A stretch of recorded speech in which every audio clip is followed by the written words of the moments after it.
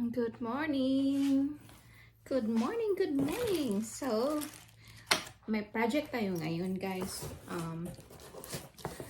Si asawa ko, nag-order siya ng 10 tire shoe racks, stackable, zipperable. So, ito yung project natin today. Assemble natin siya. So, ang meron dito is this one, metal. Oh. 2, 3 sets. Then this one is metal as well. 1, 2, 3 sets again. Then meron din siyang plastics. I'm guessing ito yung dito sa gilid. Then I'm guessing yung metal naman siyang magsisilbing ganun. Oh, what's the purpose of these two things? We'll find it out. So more plastics. Let's see kung anong tsura nito. Then there's a hammer. Matigas siya, oh. Oops. Ay, di ko rin pa wood hammer.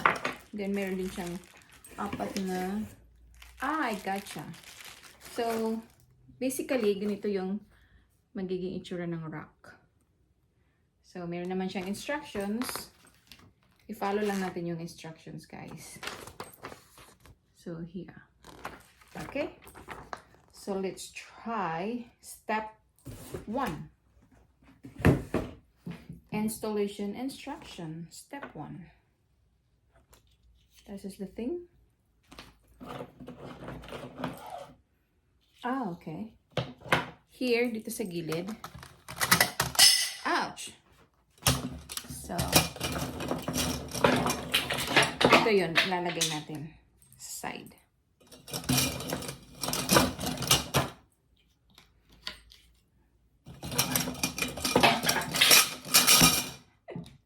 Three.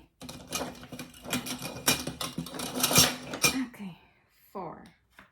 So, then, i-attach din natin yung other side.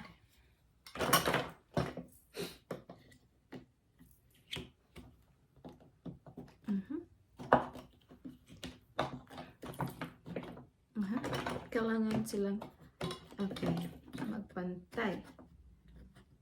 Ayan. I guess, ito yung function ng hammer.